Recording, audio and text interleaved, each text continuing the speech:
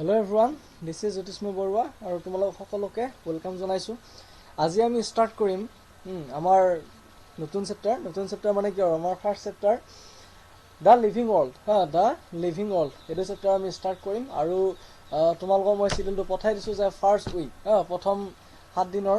শিডিউলটো পঠাইছো সেই শিডিউল মতে আমাৰ ক্লাছখিনি হৈ যাব গতিকে চিন্তা কৰাৰ কোনো দৰকাৰ নাই সো আৰু শুনা কিছুমান ষ্টুডেণ্টে কৈ আছে যে স্যাৰ আমি পইচাটো পে কৰি দিলো কিন্তু যদি আপুনি ক্লাছটো নকৰে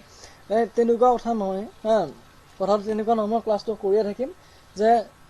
কন্টিনিউ হৈ থাকিব এতিয়া তোমালোকে তেনেকৈ নাভাবিবা যদি কিছুমানে ভাবিছা কোনোবা হয়তো ভাবিবও পৰা যে আমি পেমেণ্টটো কৰি দিলো যদি ক্লাছটো নহয় কি হ'ব তেনেকুৱা মই একেবাৰে নকৰোঁ তেনেকুৱা একদম ভাবিব নালাগে তোমালোকে মই পঢ়াই গৈ থাকিম তোমালোকে একদম চিন্তা কৰাৰ প্ৰয়োজন নাই জাস্ট তোমালোকে পঢ়ি গৈ থাকা মই যেনেকৈ পঢ়াও তোমালোকে এইখিনি পঢ়া আৰু একদম ভাল এটা ৰিজাল্ট কৰা আৰু এইটোৱেই চিন্তাৰ কোনো প্ৰয়োজন নাই চোৱা হোৱাট ইজ লিভিং আৰু শিডিউল মতে ক্লাছখিনি হৈ যাব সানডে তোমালোকক মই হোমৱৰ্ক দি দিম কুৱেশ্যনছ দি দিম তেনেকুৱাকৈ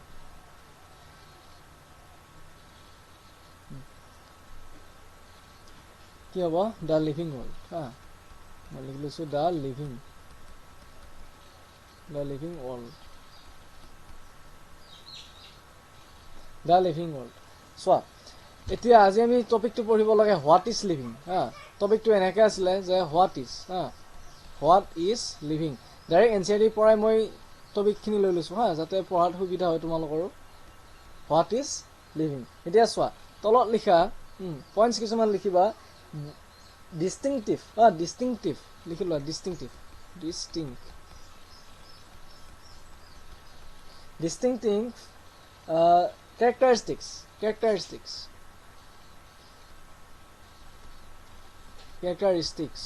characteristics exhibited by living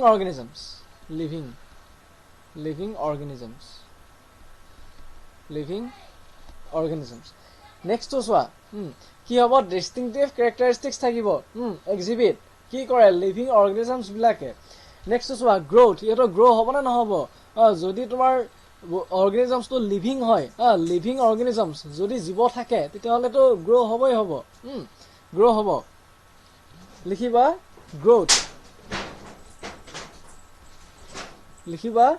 growth তাৰ পিছত লিখিবা reproduction এটা চোৱা যেতিয়া লিভিং হয় ন অৰ্গানিজমছ তো কি হ'ব ৰিপ্ৰডাকশন হ'বই reproduction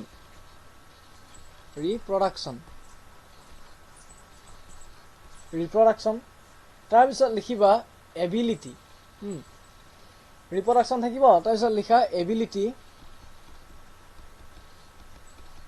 ability to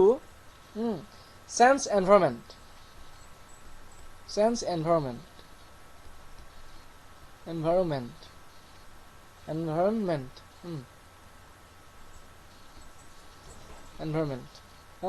মানে কি হ'ব যে ability to sense environment আমাৰ এনভায়ৰনমেন্টত পৰিবেশত যিবিলাক হৈ আছে এইবিলাক সিহঁতে কি কৰিব পাৰে সেন্স কৰিব পাৰে সেন্স মানে কি হলনি কৰা সেন্সটো নহতে সিহঁতে অনুভৱ কৰিব পাৰে এইটো তাৰ পিছত চোৱা গম পাই মানে সিহঁতে নেক্সট লিখা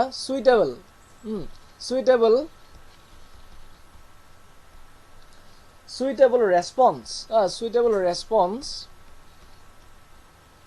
response come to our mind come to our mind বুজি পাইছা যে suitable response come to our mind immediately লিখিবা immediately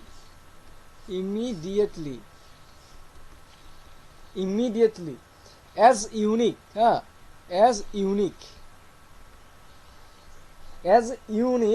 features of living organisms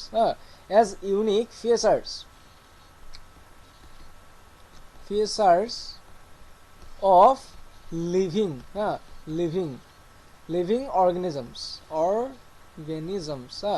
living organisms that's why কি হয় যে suitable response come to our mind immediately মানে কি হয় আমাৰ সুইটেবল যিবিলাক ভাল লগা ৰেছপন্স থাকে ন আমাৰ মাইণ্ডলৈ আহি যায় as unique features of living organisms এইটোৱে আছে এটা ইউনিক ফিচাৰ্ছ ইউনিক ফিচাৰ্ছ যে আমাৰ লিভিং অৰ্গেনিজমছখিনিৰ আমাৰ লিভিং অৰ্গেনিজমছখিনিৰ এইটোৱে এটা মানে বহুত ডাঙৰ ইউনিক ফিচাৰ্ছ আৰু কিয় জানা যে যিবিলাক নন লিভিং থাকে নন লিভিঙৰতো ৰেছপন্সটো নাথাকে সুইটেবল ৰেছপন্স থাকিব জানো সিহঁতৰ মাইণ্ডলৈ আহিব জানো নাহে গোটেই সিহঁত নন লিভিং বাট লিভিঙৰ এইটোৱে পৃথক একদম ধুনীয়াকৈ এইটোৱে পৃথক যে সুইটেবল ৰেছপন্সবিলাক মনলৈ আহে সেইটো আছে ইউনিক ফিচাৰ্ছ আৰু ডিফাৰেঞ্চো হয় যে ডিফাৰেঞ্চ হ'ব নন লিভিং আৰু লিভিঙৰ মাজৰ এইটোৱে ডিফাৰেঞ্চ এইটোৱে তাৰপিছত নেক্সট পইণ্ট লিখিবা নেক্সট পইণ্ট এটা লিখি লোৱা মেটাবলিজম লিখিবা মেটাবলিজম লিভিং হ'লে কি হ'ব মেটাবলিজম মেটাবলিজম মেটাবলিজম নেক্সট পইণ্টটো লিখিবা ability to self replicate ability ability to self self কি হ'ব ৰেপ্লিকেট সেলফ ৰেপ্লিকেট ৰেপ্লিকেট সেলফ ৰেপ্লিকেট তাৰপিছত লিখিবা সেলফ অৰ্গেনাইজ লিখি লোৱা সেলফ অৰ্গেনাইজ সেলফ অৰ্গেনাইজ তাৰপিছত লিখিবা interact and emergence to this list এইটোৱে আৰু লিখিবা interact interact interact interact and the emergence emergence emergence to this list এইটোৱে আৰু এই লিষ্টৰ মই চব দি দিছোঁ দেই এইখিনিতে যে লিভিঙৰ কি কি ফিচাৰ্ছ থাকিব পাৰে হোৱাট ইজ লিভিং লিভিং কি যে ডিষ্টিংকৰ পৰা আদি কৰি একদম ইণ্টাৰেক্টৰ পৰা আদি কৰি চব মই এইখিনি দি দিলোঁ নেক্সট ওৱান যে all living organisms grow সকলোবিলাক অৰ্গেনিজমছে কি হয় গ্ৰ' হয় এটা চোৱা যে all living লিখি লোৱা হেডলাইনটো টপিকটো all living organisms grow organisms grow all living organisms grow এইটো লিখিবা ইনক্ৰিজ ইন মাছ গ্ৰ' কেনেকৈ হয় মই সকলোবিলাক গ্ৰ' হ'বতো কেনেকৈ হ'ব ইনক্ৰিজ ইনক্ৰিজ ইন মাছ সিহঁতৰ মাছ ইনক্ৰিজ হ'ব and increase in number of individuals and increase in number of increase in number of individuals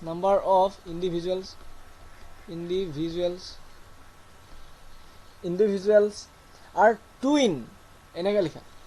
are twin characteristics of growth are twin characteristics of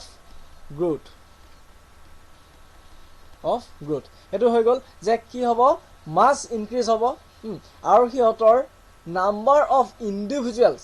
ইণ্ডিভিজুৱেলছৰ number increase হ'ব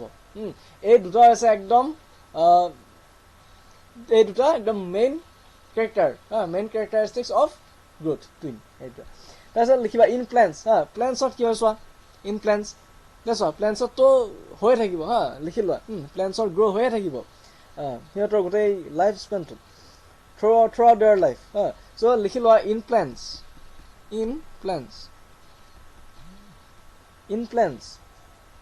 this growth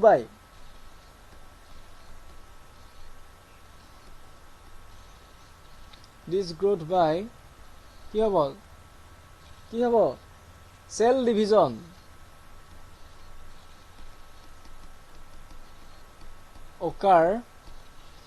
division occurs continuously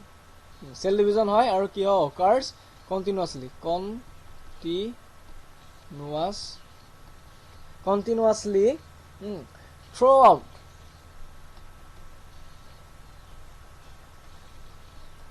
throughout their lifespan. Throughout their lifespan. Throughout their lifespan. এইটো যে কি হ'ব প্লান্টছৰ যেটো growth হেতু cell division হয় আৰু হয়তো হয়েই ইহঁতে কি হ'ব গোটেই লাইফত যিমানখিনি লাইফ স্পান থাকে এটা চোৱা লাইফ স্পান মানে কি লাইফ স্পান মানে হৈছে অৰ্গেনিজমছটোৰ বাৰ্থৰ পৰা ডেথ বুজিছেনে বাৰ্থৰ পৰা the period between birth to the natural death এনেকুৱা নহয় যে 20 বছৰ 25 বছৰতে মই মানুহৰ কথাটোৱে কৈছো যেনিবা যে জন্ম পালে জন্মৰ পৰা 20 বছৰ পিছত ল'ৰাজন মৰি থাকিলে বা মানুহজন ঢুকাই থাকিলে হেতু কোনো ন্যাচাৰাল ডেথ নহয় হেতু এক্সিডেন্টাল ডেথ হ'ব হেতু লাইফ স্পান নহয় যদিহে মানুহজন বুঢ়া হৈ মৰে তেতিয়াহলে কি হ'ব হেতু লাইফ স্পান বুলি কয় যে যেনেকৈ 70 বছৰ 80 বছৰ 90 বছৰ 100 বছৰ তেনেকুৱা হলে কি হ'ব হেতু লাইফ স্পান বুলি কোৱা হ'ব এক্সিডেন্টাল ডেথ নহয় হেতু আৰু হেতুকে কোৱা হয় লাইফ স্পান যেটো নৰমালি কি হয় বাৰ্থৰ পৰা ন্যাচাৰাল ডেথ হোৱালৈকে থাকে এটোই আৰু সেই সময়খিনিত গোটেই লাইফ স্পানটোতে কি হয় প্লান্টছৰ গ্ৰো হয় প্লান্টছৰ গ্ৰো হয় গ্ৰোথ এটো গ্ৰো হ'বই নেক্সট one this growth লিখিবা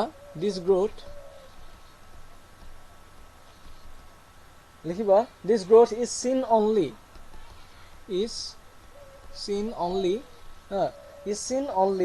up to a certain age only up to a certain age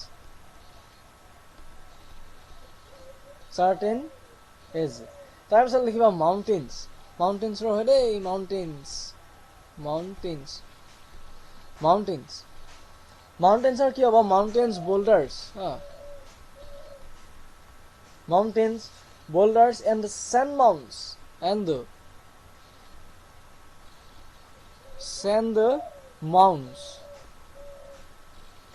mounds do grow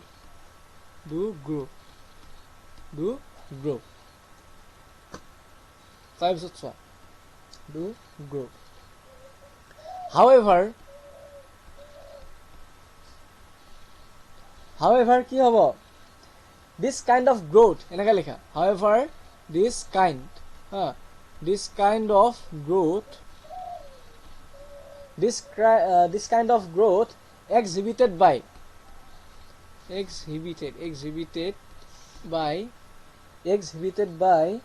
non-living object is by accumulation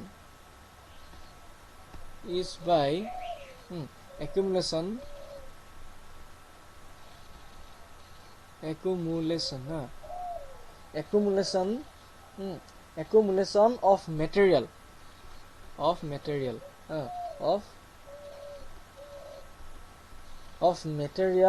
on the surface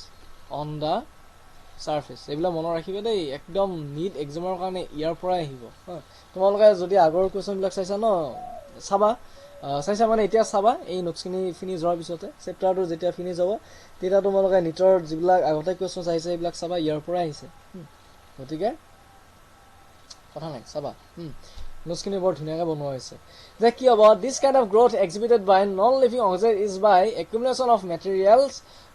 on the surface সিহঁতৰ সাৰফেসত কি হয় materials বিলাক grow হয় না জমা হোৱাৰ পিছত কি হ'ব accumulate হ'ব এটোৱে হ'ব material বিলাক কি হ'ব accumulate হ'ব সাৰফেস বিলাক তেনেকৈ সিহঁতৰ গ্ৰো হৈ যায় growth তাৰপিছত লিখা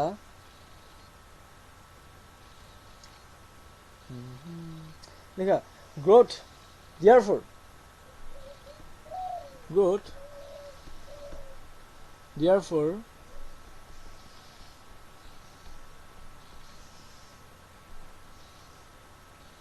therefore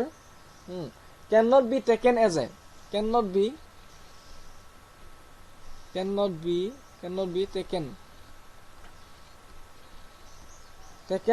a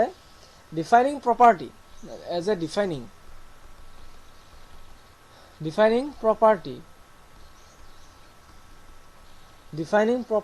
of living organisms, living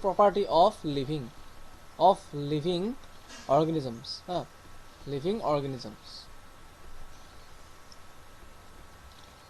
of living organisms cannot be taken. আমি লব নোৱাৰো এটো ডিফাইনিং প্ৰপাৰ্টি হিচাপে আমি কি কৰিব নোৱাৰো, আমি লব নোৱাৰো লিভিং অৰ্গানিজমছ। তাৰপিছত লিখিবা নেক্সট এটা লিখি লোৱা,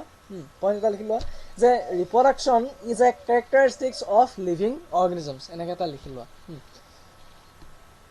যে এইটো লিখি লোৱা। এনে টপিক এটা দি দিম আৰু ৰিপ্ৰডাকশ্যন ইজ এ কেৰেক্টাৰিষ্টিক্স লিখি লোৱা। Reproduction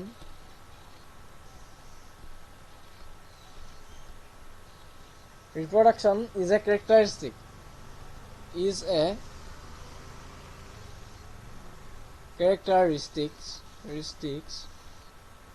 characteristic of living organisms, of living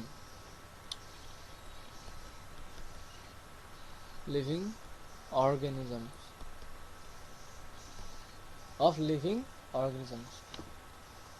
তাৰপিছত নেক্সটটো লিখা reproduction refers to the production. Reproduction মানে কি যে এটাৰ পৰা আন এটা কি হ'ব, প্ৰডিউচ হৈ যাব। ক্লাছ 12ত তোমালোকে পাবা এটা চেপ্টাৰ জেনেটিক্স বুলি এটা আছে, জেনেটিক্স। এই জেনেটিক্সত তোমালোকে পাবা,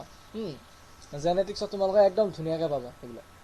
আৰু এটা চেপ্টাৰ এটা আছে মলিকুলাৰ বেচিছ অফ ইনহেৰিটেন্স, সেইটো মষ্ট ইম্পৰ্টেণ্ট চেপ্টাৰ্ছ তোমালোকৰ নিটৰ কাৰণে। চব ইম্পৰ্টেণ্ট, চব চাব লাগিব, কিন্তু সেইটো বুজাত ভাল, বুজিব লাগিব, মানে বুজিবলগীয়া চেপ্টাৰ সেইটো, বহুত ইম্পৰ্টেণ্ট এইবিলাক। চোৱা reproduction refers to the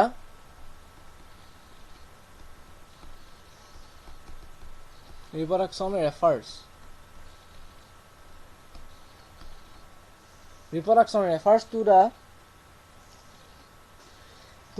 production of progeny. Production of progeny.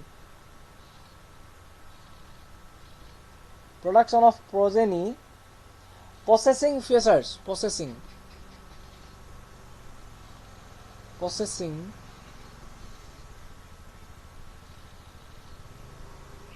Possessing features more or less, features more or less similar to those of parents, similar to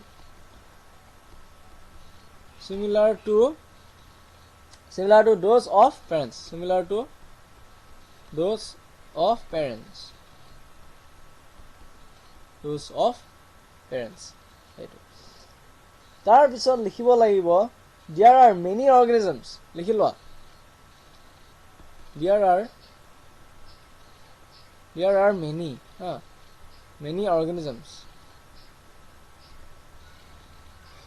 many organisms, which do not reproduce,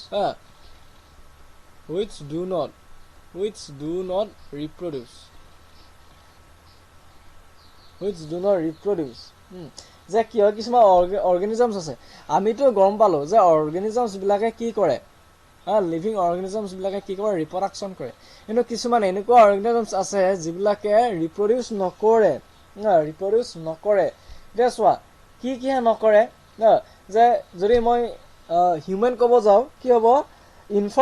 ইনফাৰ্টাইল human কাপলছ, সিহঁতে কি নকৰে, ৰিপ্ৰডিউচ নকৰে, মিউলছে নকৰে, ষ্টেৰাইল worker বিজ নকৰে। এতিয়া লিখি লোৱাচোন, কিছুমান অৰ্গেনিজমছে কি নকৰে, ৰিপ্ৰডিউচ নকৰে। এক্সাম্পল লিখি লোৱা, নকৰে।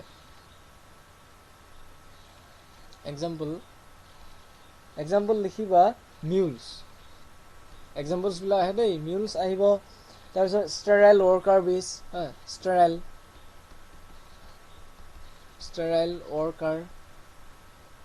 ৱৰ্কাৰ বিজ। তাৰপিছত থাকিব তোমালোকৰ ইনফাৰ্টাইল হিউমেন কাপলছ, ইনফাৰ্টাইল হিউমেন কাপলছ, এইবিলাক হৈছে এক্সাম্পলছ। তাৰপিছত লিখিবা hence লিখা hence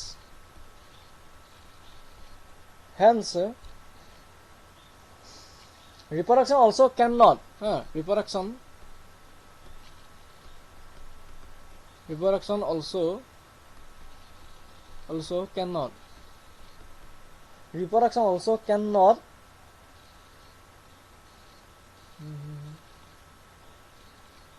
cannot be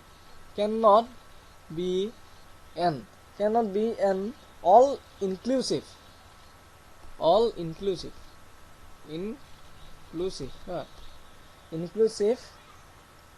defining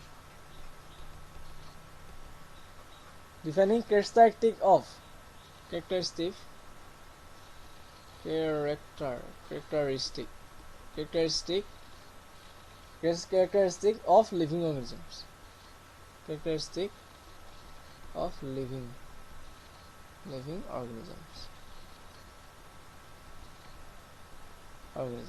এইটো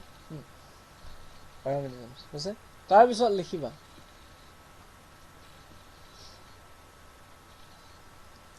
লিখা metabolism all living organisms are made of chemicals যে chemicalsৰ দ্বাৰাহে কি হয় হৈ যায় কি হয় মই লিখি আছো ৰবা বুজাই আছো metabolism all living organisms are made of chemicalsৰ দ্বাৰা made হয় metabolism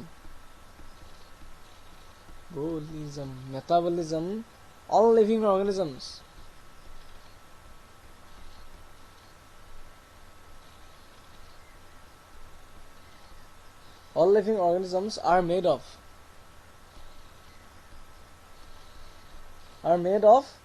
chemicals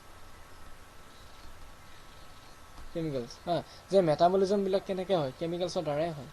এটো কৈছে যে যিমান বিলাক material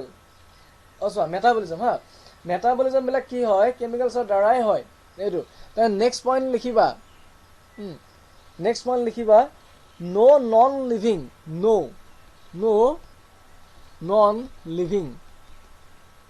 no non living object no non-living object exhibits object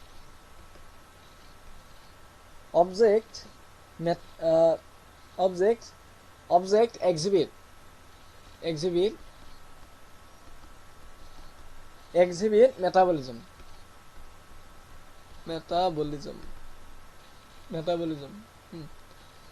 তাৰ পিছত লিখিবা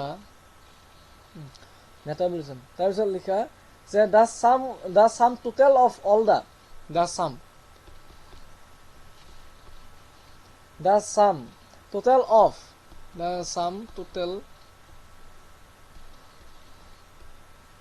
sum total of all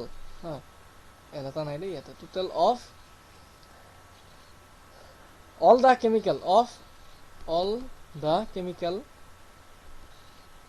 all the chemical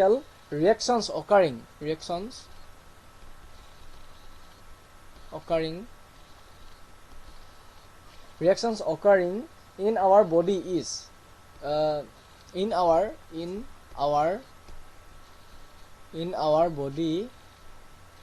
body is metabolism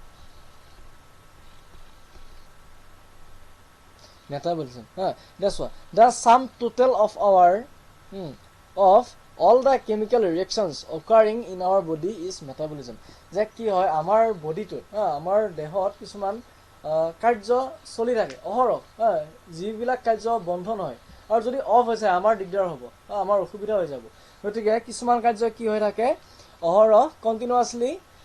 ৰিঅ্যাকশনছ বিলাক ঘটি থাকে কেমিক্যাল ৰিঅ্যাকশনছ বিলাক আৰু ইয়াকে কোৱা হয় মেটাবলিজম বুজি পাইছানে যে আমাৰ বডিত কিছুমান কেমিক্যাল ৰিঅ্যাকশনছ অহৰহ ঘটি থাকে কন্টিনিউয়াছলি ঘটি থাকে আৰু সেইবোৰক কি বুলি কোৱা হয় মেটাবলিজম মনত ৰাখিবা নেক্সট পইণ্টটো লিখা metabolic reaction can be demonstrated outside the body in cell free systems লিখিবা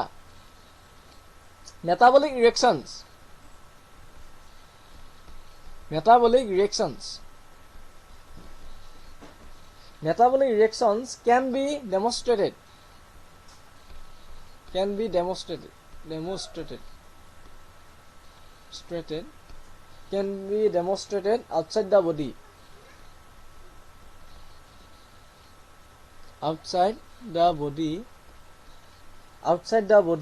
in cell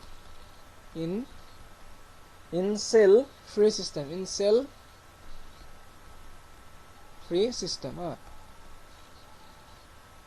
cell free systems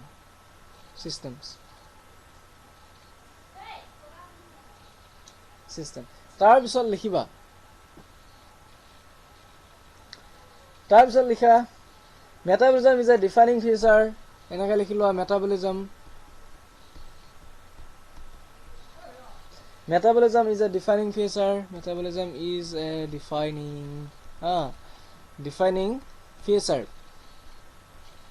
defining feature of all living organisms সকলো বিলা living organisms হয় দেই of all living organisms without exception organisms without exceptions exception যে কি হয় metabolism is a defining feature of all living organisms without exception গম নোপোৱাকৈ আশা নকৰাকৈ metabolism হৈ যায় এইটো metabolism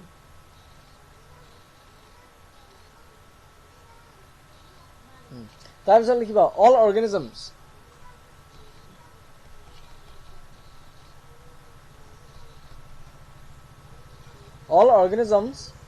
therefore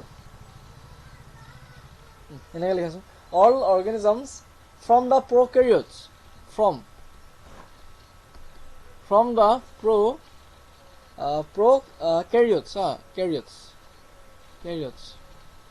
prokaryotes to the most complex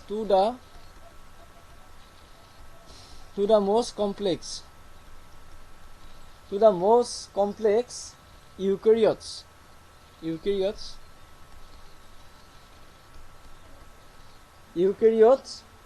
can sense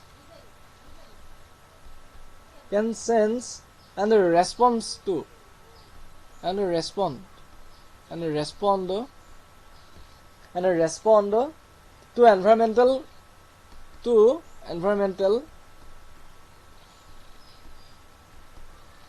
environmental কি হ'ব cues তাৰপিছত লিখিবা all organisms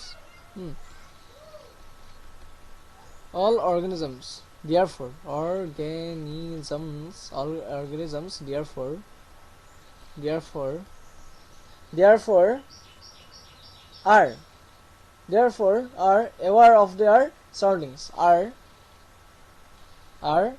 aware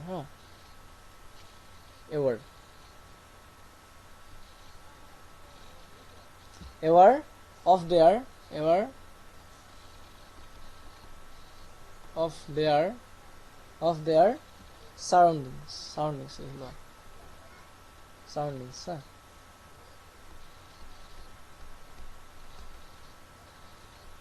surroundings তাৰপিছত লিখিবা surroundings human being তাৰপিছত আৰু এটা পইণ্ট লিখিবা এনেকৈ লিখা human being is the only organism আমি এৰা মানে only organism who is aware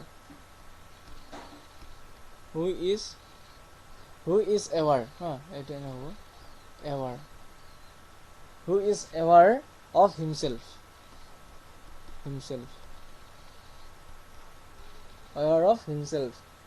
that is কি হ'ব has self consciousness that is has self consciousness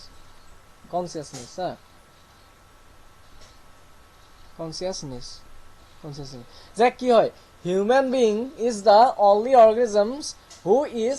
aware of himself have has self consciousness যে হিউম্যানৰ কি হয় হিউম্যান বিলাকৰ আমি হিউম্যান বিং ন আমাৰ সেলফ কনসিয়াসনেস আছে আমি কথাবিলাক বুজি পাও আমি ফিল কৰিব পাৰো গতিকে কি হয় আমি বস্তুবিলাক ফিল কৰিব পাৰো আমি জানো সো আমি self consciousness বাবে এটো মই ডেফিনেশনটো লিখি দিছো যে human being is the only organism who is aware of himself next point এটা লিখা consciousness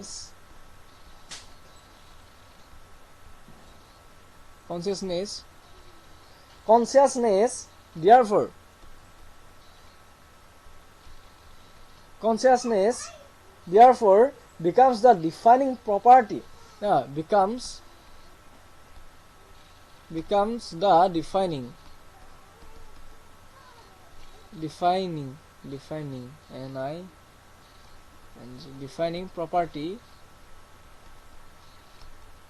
defining property of living organisms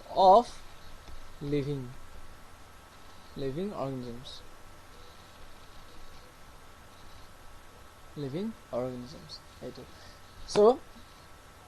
what is living eto finish hol what is living ekhini finish what is living what is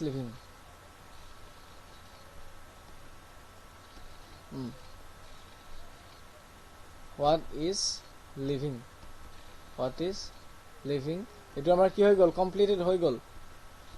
completed eto completed hoy gol so